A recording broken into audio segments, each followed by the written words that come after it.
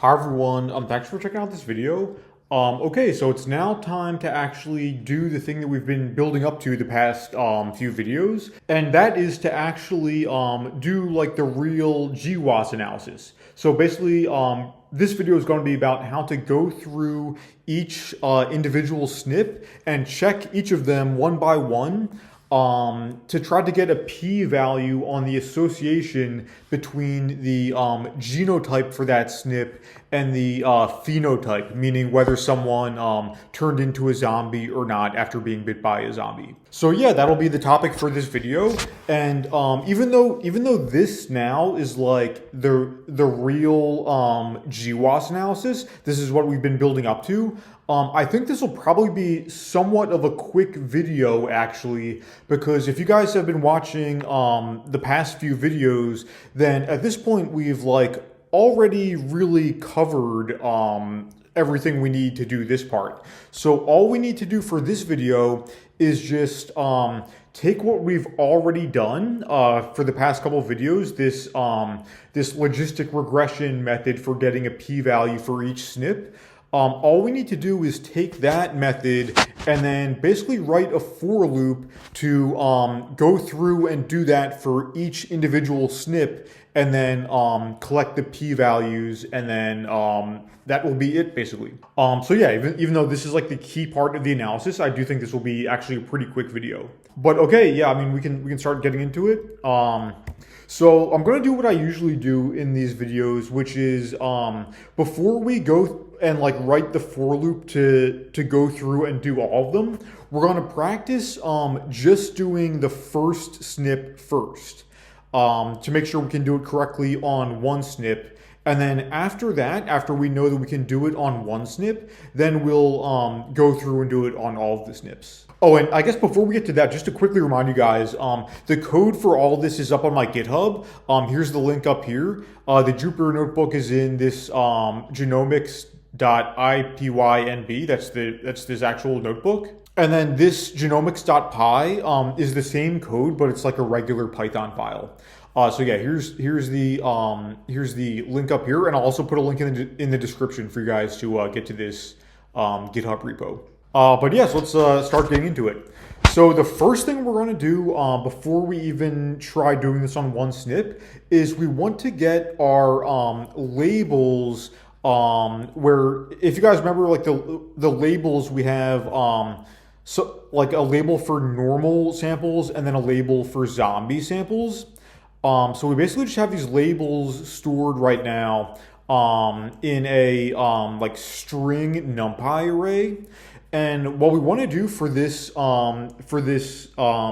logistic regression method is we want to get these to be like zeros and ones. So we want a 0 for the normal label and a 1 for the zombie label. So yeah, there's just like a simple line of NumPy code to just do that for us basically. And just to emphasize, the zeros and ones here are not the same as the zeros and ones in the SNP data. This is not this type of zeros and ones. This is something else. This is telling us how many copies of the alternate allele each person or each sample has for each SNP.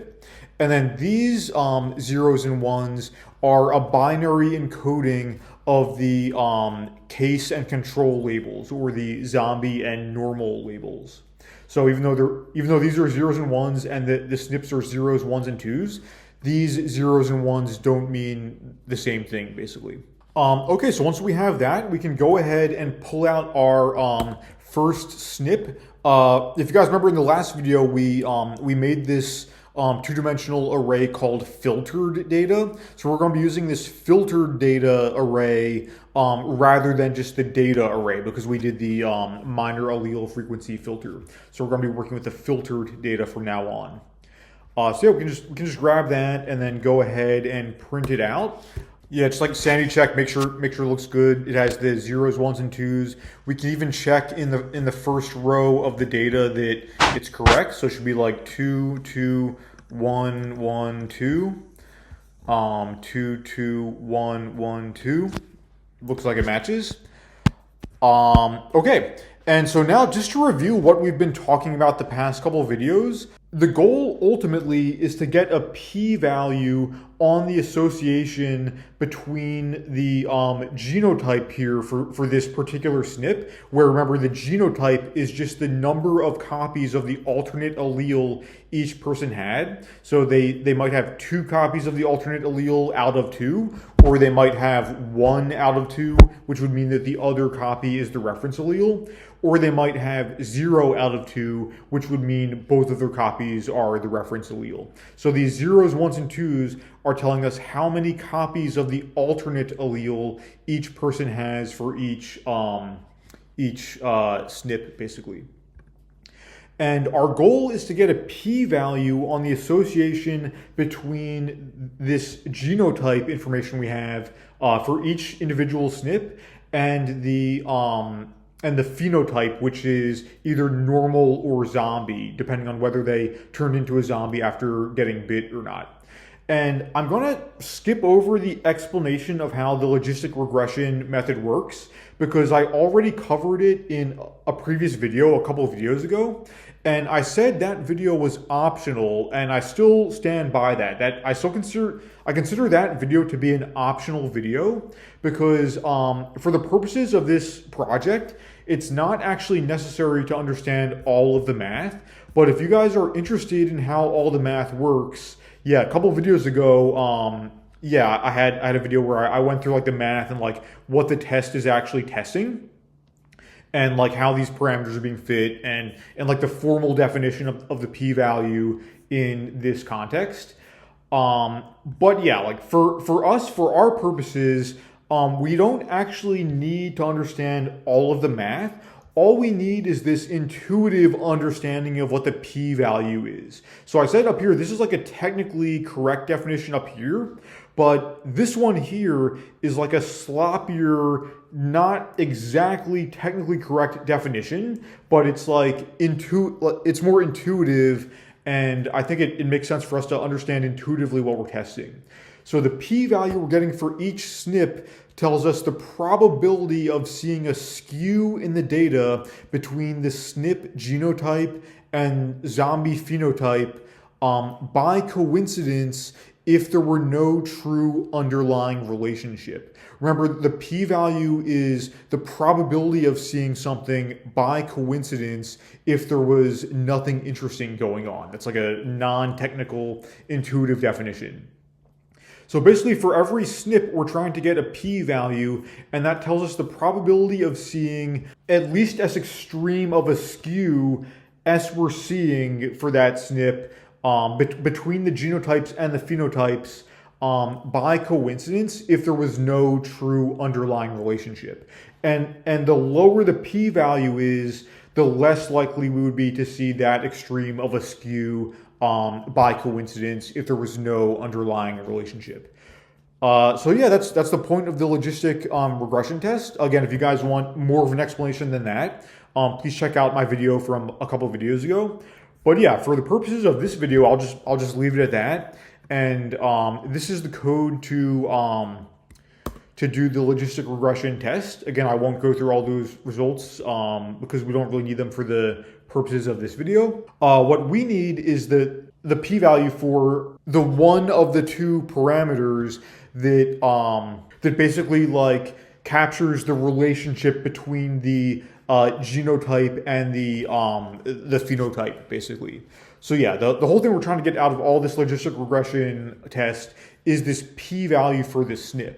And this one's pretty high. This is like a 0.63 p-value, which means that for this amount of a skew of the genotypes between the normal and zombie phenotypes, we would expect to see that extreme of a skew about 63% of the time due to coincidence alone, if there was no underlying relationship. So this first SNP, there probably isn't a relationship between the genotype of that SNP and the zombie phenotype. Okay, so far so good. So now we're ready for the actual like the real GWAS analysis, I guess, which is basically just to go through and scan all of the SNPs in this filtered data, because remember, we're only doing the SNPs that met the threshold for minor allele frequency. So this is, what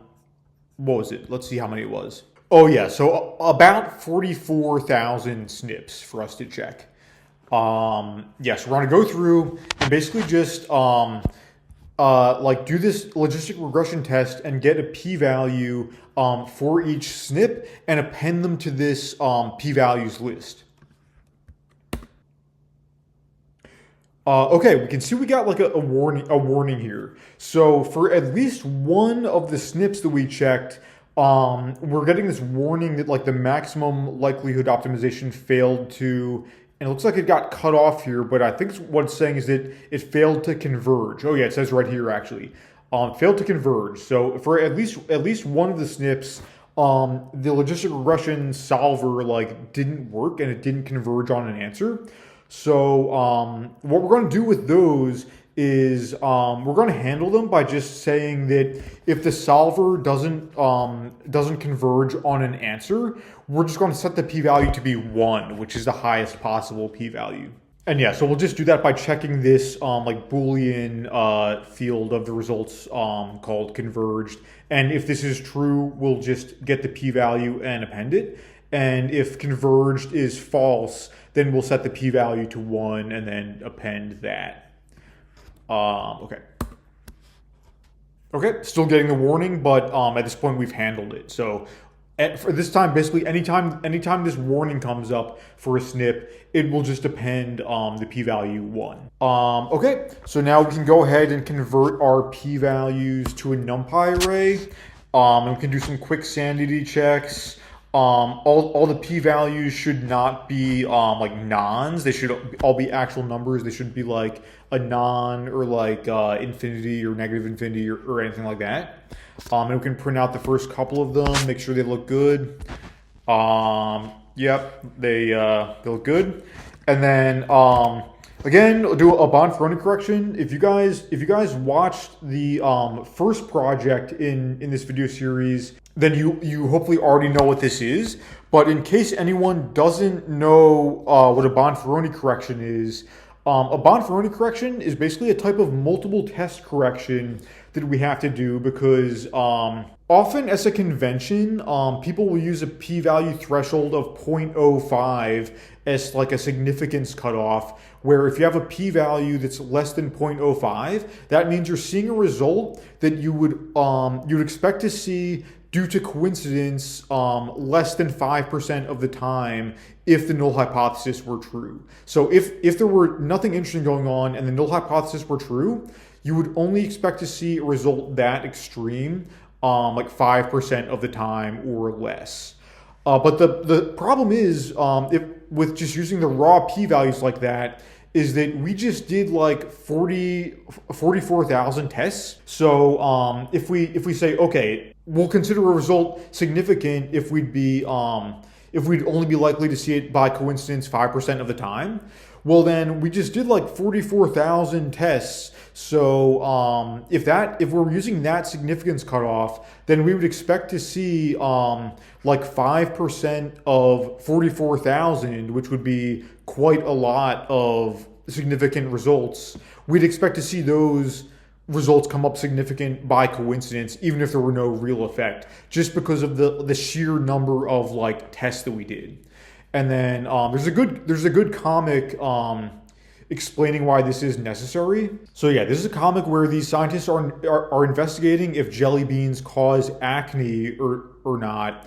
And yeah, they go to investigate and they do a bunch of tests of like different colored jelly beans, and they have their significance cutoff being 0.05.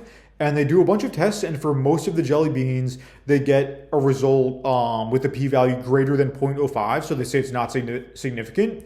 But out of all the tests they do, they get the green jelly beans have a result with a p-value less than 0.05, so they say, whoa, as if that's like a significant result. And in the end, after doing all these tests and most of them coming up with non-significant results, but one of them having a p-value below 0.05, they then publish in the paper that green jelly beans are linked to acne.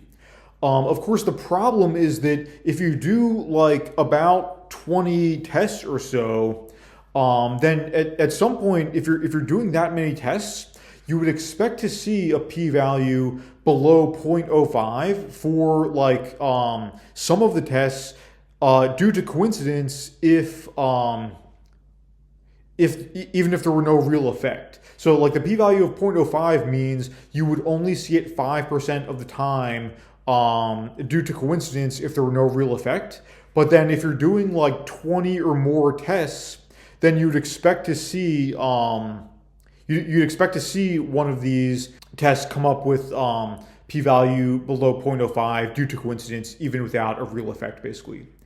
So I hope that made sense to you guys. If that is confusing to anyone, please let me know in the comments and I'll try to explain further.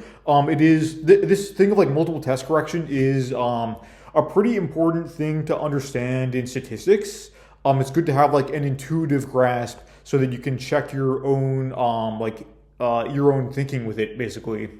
But yeah, one of the ways to do a multiple test correction, and really like the simplest way, is to just multiply all the p-values by the number of tests that you did. So we just did like 44,000 tests. So we're just going to multiply all of our p-values by like 44,000 or so. We're just going to multiply each p-value by the total number of tests that we did to account for this multiple test correction. This is called a Bonferroni correction. I have a note down here that in real life bioinformatics, this is not the most common type of multiple test correction. The most common one is this other one called the Benjamini-Hochberg correction, which is a little bit more lenient. The Bonferroni correction is a little bit more strict. But for educational purposes, I'm using the Bonferroni because it's, I think, simpler and it's easier to like understand on an intuitive level what's going on. But yeah, I do have this note that yeah, like you see this sometimes in real life, but the one that you see more in real life is this other multiple test correction method called the Benjamini-Hochberg correction. But yeah, so we can go ahead and run that. And then at this point, we can say that our significance threshold is going to be less than or equal to 0.05, but making sure that we use the Bonferroni corrected p-values, because if we use this threshold for the raw p-values, we'd expect to get like 5% of the 44,000 SNPs that we tested. 5% of them we'd expect to get below this threshold just due to coincidence, even if there were not a real effect. But if we use the Bonferroni corrected p-values, then this is like a stricter cutoff that will be corrected for this like multiple test issue, basically. So yeah, we can go ahead now and print out the ones, the SNPs that were below this threshold. So what I'm doing here is just a little bit of like NumPy slicing Boolean logic, where I'm doing this condition p values like Bonferroni corrected less than or equal to 0.05, and then printing out all the rows of filtered SNP info where this condition is true, to get the significant SNPs. So these SNPs here, just to review like the whole point of everything we were doing, these are the SNPs where the 0, 1, and 2 genotype for the SNP had a significant association, basically, with whether the person was normal or a zombie. So basically, whether they turned into a zombie after getting bit or not. These are the SNPs where there was some significant relationship between the number of copies of the alternate allele they had at that SNP, like at that SNP position, and whether they turned into a zombie after getting bit or not. These are the ones where there is a significant association between the genotype and the phenotype, basically. So yeah, that's it. Hopefully that makes sense to you guys. If anything is confusing, please let me know in the comments, and I'll try to answer any questions that people have. But yeah, that's the real like key component of the GWAS analysis. And so yeah, in the next video, I'm going to show you guys how to look a little bit more into these results and try to like investigate some of these SNPs and try to get more information about them, basically. So yeah, that's it for this video. So thanks for watching, and see you guys next time.